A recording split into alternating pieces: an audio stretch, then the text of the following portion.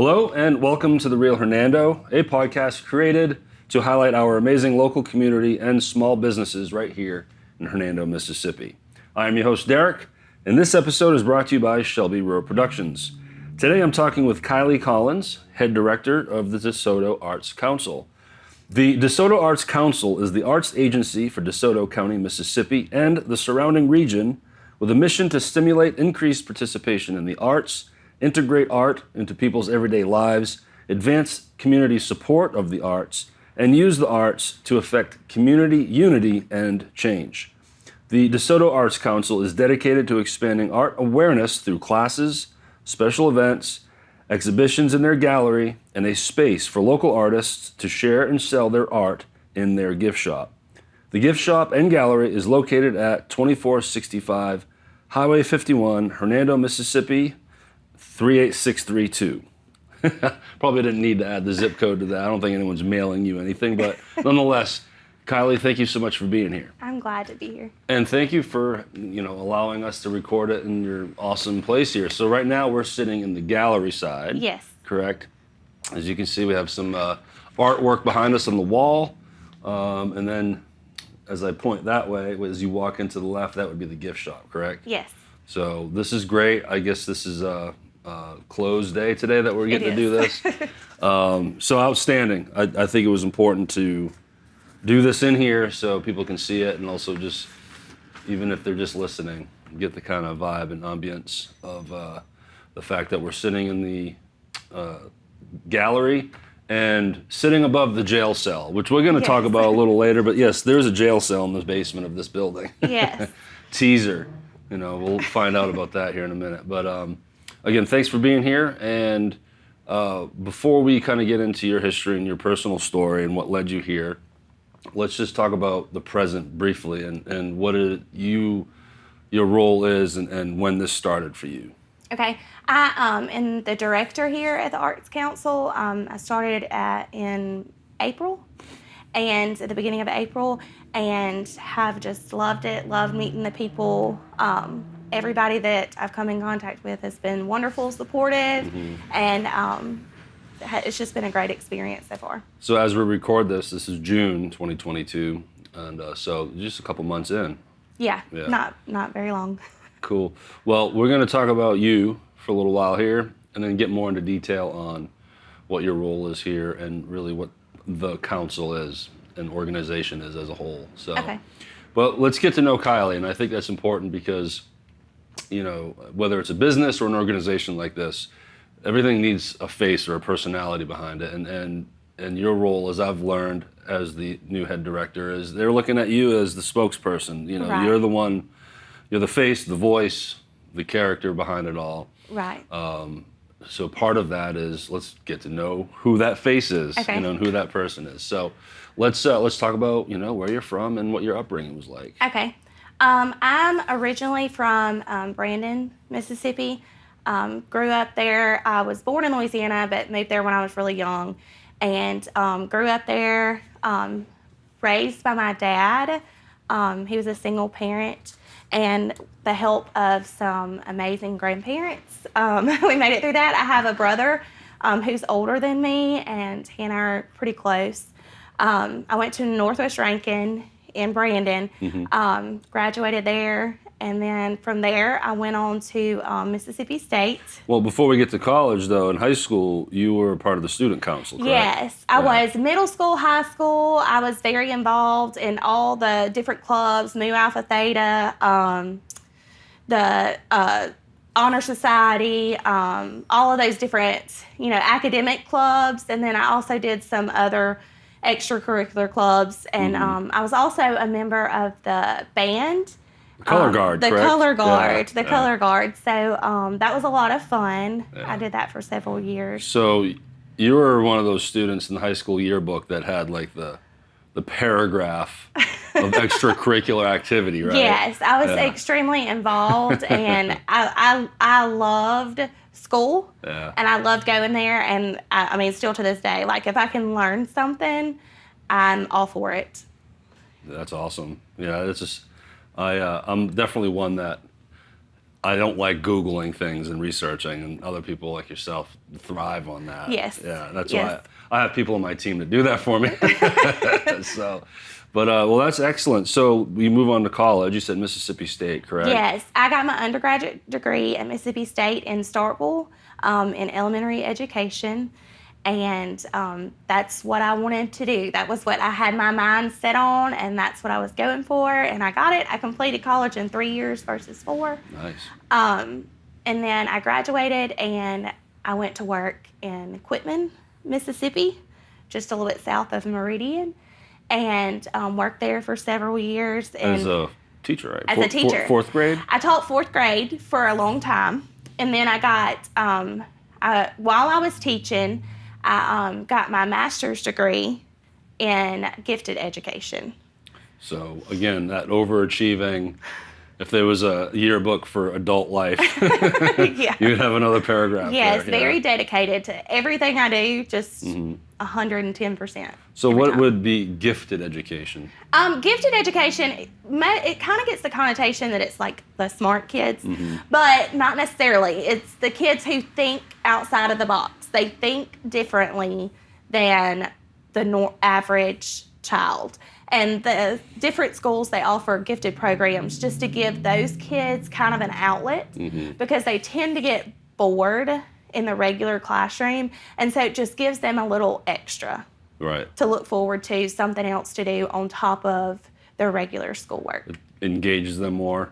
Yes, and it's different topics that they would never get to cover if it wasn't for the gifted programs. I would gather there's some students that they don't understand what's going on. They don't understand that they're bored because they're not being challenged. But because they're bored, I guess they're probably going to, some of them might even cause trouble, right? Right. They're just maybe sarcastic to the teacher or just poo-pooing everything, not realizing it's, wow, if I was to get engaged more, give me something more to focus on, give me something more to chew on. Right. I would gather some kids just don't understand why they're feeling a certain way, right? Right. Yeah. And it kind of helps with like the psychological issues that happen in classrooms and the behavior problems. Right. Not saying that all gifted children are behavior problems, because they're not. Right. But some of them are. And then you have just some kids who just, they were like me and they love school and they want to do the extra. They want to go, the extra mile. They want to do a little bit more than what the average student does. And that's what. Sort of like AP classes, Yes. college prep classes. Yes. Yeah. Some of the stuff that we learn about is like how bridges are made. When I taught, we came up with like inventions. The students would come up with their own invention, and like it couldn't be something that was already patented. So they would have to research and all that kind of stuff. So I made a birdhouse in 7th grade. Does that count? you might be a little gifted. I'm gifted, all right. Well, that's excellent. So you're teaching. You've got your master's now. I would gather at some point now in this point of your life is when you meet your husband. Yes, Yeah. I met my husband. His name is Lance. We have 3 beautiful children, 11, 9, and one that just turned 4. Wow. And they are my whole entire world. When my husband and I met, we had our 11, 9-year-old, and then we were going to have one more, and I decided at that point that I wanted to be home. I wanted to leave the working force and be able to enjoy my last child every moment, not have to miss anything, not have to rely on a sitter or anything like that. So when my last one was born, the baby, the little girl, the one that she's just the apple of everybody's eye. But when she was born, I came home and was a stay-at-home mom up until I started working here. Well, you skipped over I a forgot. big thing here. Getting back to that overachieving, you became a stay-at-home mom or chose to be a stay-at-home mom and then opened a business. Yes. Work-at-home cake business. Yes. We got to talk about that. Okay. What was that all about? Okay, since I was little, I have always loved to cook. And if you ever come to anything at the Art Council, you will probably taste some of my cooking because I cook all the time. But something that I was really interested in and learning about was cake decorating and the art of food. And so when I was a stay-at-home mom, that was the perfect opportunity to open up my own business, a cake decorating business. And I made cakes that were beautiful and tasted good and built up a clientele in Meridian, Mississippi. And it was a great thing. I don't know what to say. Well, sure. I mean, I would gather it was nice to still feel like, you're earning income. Right. So you're bringing that to the household and the family. So I'm sure you felt proud of that. Yes. Right. Get to do it from home, so you have some of that flexibility. So I would gather you must have had some pride behind all that, right? Yeah. And the delicious food to eat. Yes. And my husband loved for me to make cakes because he got to, all the extras he got to have. Of course. And 20 pounds later, he's like, man, because my daughter went through a little phase, and I was eating some pretty doughy stuff and, being nice, and some things were delicious. I let her have her moment and explore and everything, but before I knew it, I'm like, man, I'm eating a lot of flour and sugar here. Yeah, he loves it. But and also it was an outlet for me because being a stay-at-home mom can be very secluding. You don't get out as much, and I'm a very social person by nature. I just enjoy having a conversation with anyone, and when I was little, they used to say that I could talk to a wall, and I would talk to perfect strangers and like it scared my parents a little bit, but anyway, so it allowed for me to be more social too, and out in the community and playing a part in the community. How were you connecting? Was it through social media, website? How did you bridge to a clientele and a customer base? I actually had a large clientele base from my teaching job because I baked while I was teaching too. And so they kind of knew what my food tasted like, and they were like, they bought from me. But it was mainly ran through social media and Facebook, and had a little Facebook page and ran promotions and all that kind of stuff. Prime example of the positive of social media. We forget there is a good purpose with social media, unfortunately. Yeah. There's so much other stuff going on with it, but that's great. Yeah. So that must have been fulfilling. It was, and I really enjoed it. I really did. So at this point, again, your husband has kind of a role in how inevitably you guys ended up in Hernando. And that part of that story is you took on a new job that moved you all to Jackson, Tennessee, correct? Yes. The whole time my husband and I have been married, up until recently, he worked off. He was in the oil field. He worked offshore. Then he worked on land rigs in Texas. But both situations, it was a thing where he was gone 2 weeks, home 2 weeks. And he finally just got to the point one day and he was like, I don't want to miss half of my kids' lives. I want to be there for them. I want to do something local. So he applied for a job in South Shelby County, so Memphis. And it was kind of a spur of the moment, left one job, went to another job really quickly. So in the space between the time that we sold our house in Meridian, we lived with my dad in Jackson, Tennessee. And then we were trying to find the perfect area for us, So right now your husband's commuting from Jackson to Memphis back and forth. He's commuting an hour and a half one way. So 3 hours a day driving. But he gets to be home every night, so it was worth it.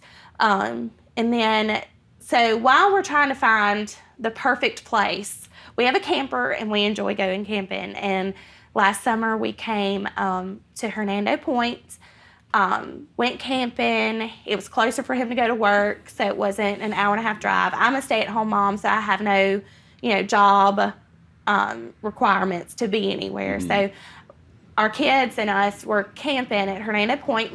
One Saturday, we came to the farmer's market on the square in Hernando.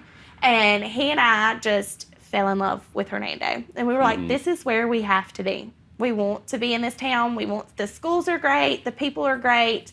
We love this. That's on Saturdays. They have a farmer's market. The community, the unity within the community, and all that. We were like, this is where we want to be. This is our place. So from that moment on, we started the house search. And it took us quite a while because of the housing market, because we chose to move. And this was last year? Yes. 2021? Yes. Yes. So it was at the end of 2021, November, December. Yeah, so relatively, not too long ago from when we're sitting here today. Right. Yeah. So we start the house search, which was a horrible housing market, and we put in offers on I can't tell you how many houses and got outbid or something didn't work out. Well, then we finally came upon a house on Facebook. So that's another thing where social media turned out in our favor. And it was a for sale by owner. I kind of learned how to do the real estate thing because I was the one doing all the paperwork and everything. And we followed through with that, got the house, put in the offer and everything, and now we're here. Goes back to how much you like learning things. Yes. Yeah. I wouldn't want to do any of that. Yeah. See, like if I don't know how to do something, I'll figure it out. I'll research it. Yeah. I will figure it out. So now you're settled in. You're in Hernando. Did you move your cake business with you, or did you kind of let that? I didn't. Fly? When I moved to Jackson, I kind of let that slide for a long time. I had a lot of customers, and I was driving them back from Jackson to Meridian or meeting people because, there's other cake business, but once you find your cake person, that's the cake person you want to use. And that was kind of the deal for a long time. So I would do like big promotions. Like I know I did one in February for Valentine's Day, and I had a bunch of orders.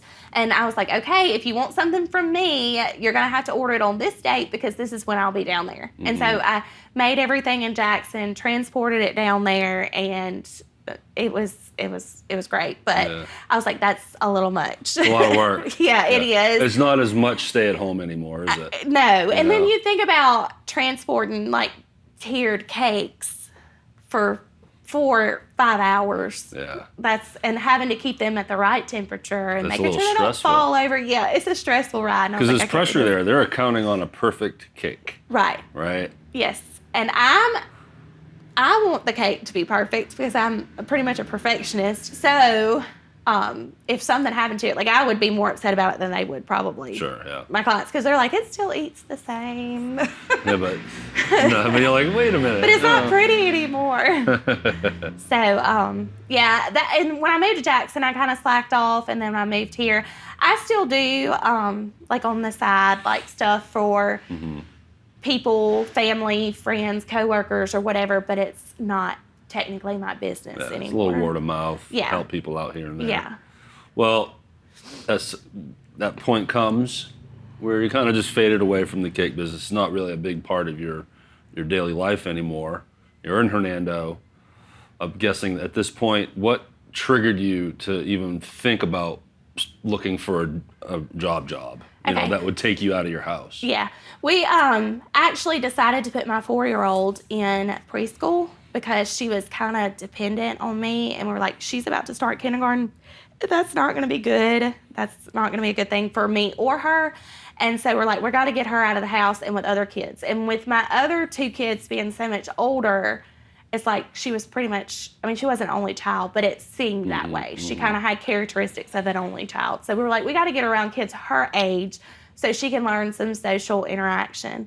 And so I was like, well, I'm going to be at home by myself and I'll go stir crazy. So I got to looking online, and I saw this job opportunity as the director of the Art Council. And I was like, I like art. I can be a little artistic. I'm organized. I like to talk to people. I'm like, this is perfect for me. Yeah. And so I applied, never really thinking that it would go anywhere. Because as far as like nonprofit directing, I don't have very much experience. But I am a quick learner and go-getter, and I will put my 100% effort into everything. So Mr. Randy, who is the president on the board, called me one day and set up an interview, and we did a phone interview, and then we did an in-person interview, and then I had to go appear before the board, which is part of how the Art Council is run. I had to appear before them twice, and then I was voted in, and I've been here ever since. How long did that whole process take? It took about 3 weeks to get everything, just to coordinate schedules and make sure everybody was here, and just to make a decision. Yeah. And I remember after the board meeting, I went out to eat, and I remember Mr. Randy called me, and he was like, "Can I speak to the new director of the Desoto Arts Council?" And I was like, "Oh, I'm nice, so excited." classy way to hire Yeah. you. That's awesome. Now, just so we can get more specific, what's Randy's last name? Who's Randy? Randy Martin. Okay. He's the president of the Desoto Arts Council board. He's also a book editor, does a lot of book work. He's a singer, guitarist, a very talented, knowledgeable person. Yeah, I had the fortune to meet him Yeah. last week with you. Yeah, he's definitely a knowledgeable guy. Does a lot of different things. Yes. And in the arts Yes. space too. So obviously, if you're given your time to be the president of Right. this organization, there's a lot of passion behind that. Right. And he definitely has a lot of passion for our goals and what we're here for. So if I have learned correctly, before you, there wasn't really that secured face, spokesperson, director. So are you the first one to really come in, and it's a position, it's a full-time job? Are you the first one to take that role? There were people prior to me, but they were more on the business end and kind of behind the scenes and just making sure everything ran a certain way and not as active in the community. There were people here before, but their job titles kind of changed since it's became my position. And when I got hired, we have a board of directors, and each one is given like a certain task that they're over. And so, and then I'm overseeing them. Like whatever their task, if there's a task for sponsorships, we have a divisional director who does sponsorships, and I just follow up. Whereas before me, there wasn't as many people, and it was just one person doing everything. Yeah, it's overwhelming. Yes, so it was kind of hard to get out in the community and do stuff. So they've kind of done some restructuring and rearranging and trying to make things run smoother. Yeah, having you as that connector is critical. You can have an amazing organization and provide all these benefits to artists, but it's hard to, how do you connect with the public and the community? And I can see why they're like, let's get someone that has less of the more behind the scenes stuff. Right. So they have time to set things up, and have some events. Yeah. And that's my, when I came in, that was my main objective, my main goal. The main thing they hired me for was event planning and just community work and being out in the community and letting people know who we are and what we do. Well, let's get into the the who, what, and how of the DeSoto Arts Council. So, I guess in a more detailed way, what exactly does a art council do, for a community, and what does it provide for the public and the artists? The art council is pretty much like a networking thing that artists can come together with mindedness, hobbies, whatever it may be, and get together and kind of bounce ideas off of each other. And also our goal is to bring art out into the rest of the community. To be part of the Arts Council, you don't have to be this magnificent painter. You don't have to be a basket. You can be a part of the Art Council and appreciate art. It doesn't have to be necessarily a talent that you have. Right. And then you can become a member to help support it, right? Right. You can, if you have an appreciation for art, definitely being a member would be beneficial to you, and just joining the community together. I'm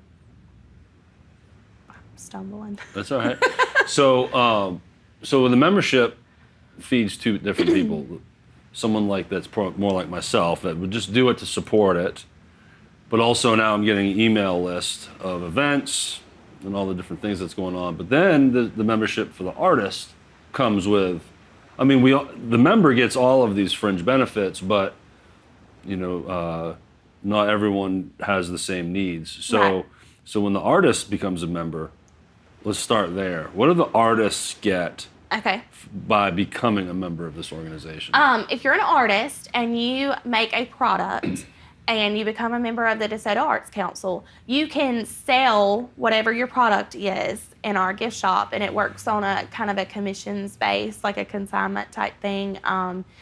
And then also, whenever we have festivals, we have our Arts Festival, Water Tower Festival, Red Door Market, all those kinds of things. And we have booths set up. So if you're an artist and you do that type of thing and you're a member, you get a discount on those booths. When we have our kids camp, members, artist or not, get a discount on the enrollment fee of that. So if you think about it, becoming a member, it's a really low price, but whenever you do, if you utilize it and do some of those things, the discounts in themselves, you make your money back. Yeah. And so let's talk about some of the annual events that you do have. So you have the art festival, correct? Right. We have the Arts Festival, which usually coincides around Earth Day, the opening of the farmers market. Oh yeah. And then around Christmas time, we have our Red Door Market. And it's just pretty much the same idea. It's different vendors, and they set up a booth and they sell their product. Where's that held? It's right here. So just the same location as the Arts Festival, festival, right next door, right next to the square. Okay. Yeah, I was here for the opening day of the farmers market and Earth Day and the Arts Council fair. It's just like it's a huge it event. is craziness. Yeah. Yes. But it was great. So that parking lot, if you're looking at the building, which we're going to get into the actual location here in a second, but when you're looking at the building, to the left is that open lot. That's where you set up all your booths, Yes. right? Yes. Yeah. So, okay, so then as far as someone like myself that becomes a member, what does it do for me in the sense of, obviously I know, I'm glad I'm helping and I'm getting emails. And is that really the way to connect with the community, is just kind of push it out there and invite people into certain events? Right. And then we have our back porch parties the first Friday of every month from May until September. And whenever you're a member, artist or not, you get the notifications, the reminders. Anybody can come to those back porch parties, whether they're open to the public. But it's just, it's hard to remember without getting an update. Yeah. This is when this is happening, or this is when this is going on. So becoming a member just puts you in the know a little bit more than not being one. In the newsletter, are you also promoting things that are for sale, art that's for sale? We do, and we promote the different artists. We have one of our annual events, several of our annual events in the gallery is we have a featured artist, and we display their work. So in those newsletters, you'll get to know a little bit more about the artists that we're featuring, and who they are and what they do, because it's not just necessarily paintings. We have several that do like basket weaving and sculptures. Awesome. And we're going to get into how you want to broaden the horizon a little bit, but first we're going to talk about the building we're sitting in right now. So this used to be the City Hall, correct? Yes, this was the City Hall. Then it was City Hall Cheesecakes. It's been the Chamber of Commerce, and then it is us. The Art Council actually started in 1997 and became a nonprofit organization in 1999. And we started in several different buildings. We started in a little house, and then they call it the big house, and then now we're here. So it's moved around a lot, but it has been here since pretty much 1997. In this building? No. Oh, no. Like, how long has it been in this building? A little while. A little while. Well, it's great because it's got such character to it. It does. And because it's an old building, and because it used to be a city hall, there's a jail cell in the basement. Yes. And there's lots of stories that I don't think I want to know about the jail cell Yeah, downstairs. I mean, your office is right around the corner from it, so we always yes. joke, if you hear voices, you know what's going on there. But I remember when we first met, I was so intrigued by that. I was like, wow, that's so cool. And I even said, we got to record down there. Well, you wouldn't know it's a jail cell without the actual jail door. Right. Because now it's just storage, and it looks like any kind of storage room. But it is pretty interesting. It's such a flashback to simpler times. Yeah, you know? it very much reminds you of Andy Griffin. Yeah, like your desk was probably the deputy sheriff, Yes, right? yes, and then you had that one little jail cell. Yeah. So, all right. So, as I call it, the 10,000-foot view. You know, without giving away information that's not ready for the public yet. You know, I understand in any business or organization, there's always thoughts, plans, and stuff that's not prepared. But as we spoke, there are some things that you can talk about, and ideas and plans that you would like to see happen. So let's talk about that. Now, one of that was, you just mentioned it earlier, how the art that you show off in here isn't just paintings. Right. It was basket making, right? So one of the things you're looking to do is broaden the kind of arts that are included. And let's talk more about that. Right now, the Arts Council, we do have opportunities for performing arts as far as music at our back porch parties and things like that. We do have opportunities for the basket weaving to display those. But what we're trying to do in our growth and our goal is to provide opportunities for all different kinds of art, not just visual. More of the performing arts, the art of dance, the art of food, the art of cooking, all those different kinds of things that, right off the top of your head, you don't think of it as an art form, but it is. And so our long-term goal is to have a space and an opportunity for the DeSoto community to be able to display those different forms of art. So that also, like you said, a space for housing all that, I would gather. At some point, you'd like to increase your footprint. Right. Right, and just get a bigger place. Right. And maybe some things we can't talk about there, right? Yes. But for right now, it's in this really cool spot. I think it's great. And, I know I've lived here for a year now, but I've been coming to Hernando for years and years and years. I never knew this building. You just drive by it, you don't realize it's an art room, and a gallery, and a gift shop. So anyone that lives here, we're right across the street from the gas station on the corner of Commerce and 51. Yeah. And the parking is in the back. Yes.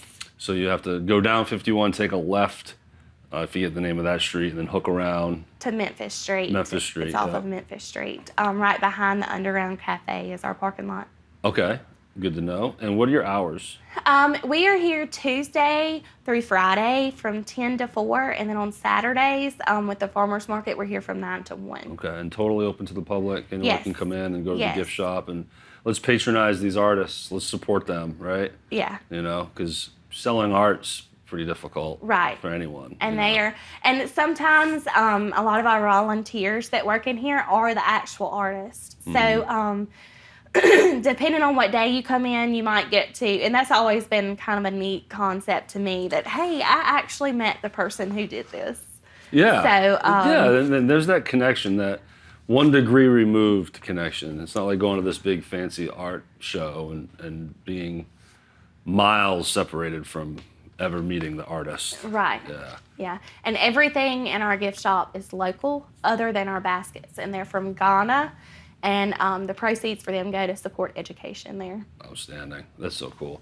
Well, before we close this up, let's do some more call to action, as I call it. Like, where can people go to become a member, get more information on the council website, social media? Where can people find more information? We have 2 Facebook pages, DeSoto Arts and DeSoto Art Council. We post a lot of events and upcoming information and announcements through those. We also, if you aren't ready to become a member, but you still want to get the emails and the information, you can drop by and we can add you to the email list. And then also, we have our website. It's www.desotoartscouncil.com. And on there, you can join, become a member. You can sign up for the different classes that we offer. There's updates and little blurbs about what's going on here, all on our website. And then also we have an Instagram page, which just is Desoto Arts Council. Anytime that we're open, you can come in here and ask questions. You can become a member directly here with a person, sign up that way if the internet is not your thing. But feel free to call and talk to somebody here, and we'll be willing to help you. And come to the Back Porch party. Yes. Come check it out. Yes. First Friday of each month. Yes. And then you can come into the gift shop and sign up then too if you're interested. And, Yes. But there's a nice spread of food and drink Yes. and the cash bar and live entertainment. Yes. Live And it's a musician. different artist every time, and it's a different genre, so it goes to a different, type of person. It just depends. And it's a good time. Yeah. It's a good time to socialize and meet new people. And it's chill. It's Yes. not hundreds of people. Right. It's pretty chill and laid back. You have some tables and also a lot of standing room, but Right. it's just a nice vibe. So I suggest anyone come and check it out and support. So Yes. that'd be great. Well, look, thank you for doing this. This has been a pleasure to get to know you.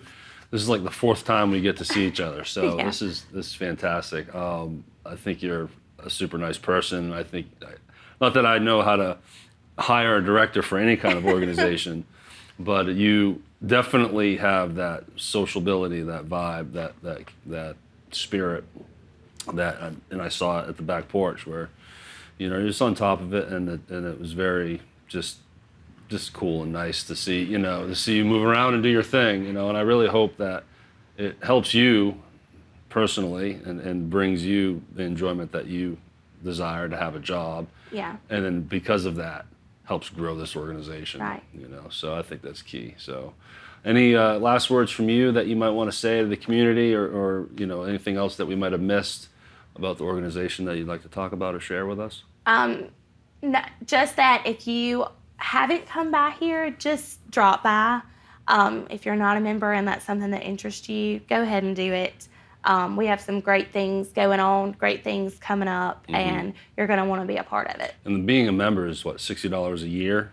For a family, it's $35 for an individual. Yeah. For a year. Yeah, So, for a year. yeah. So I'm signing up today.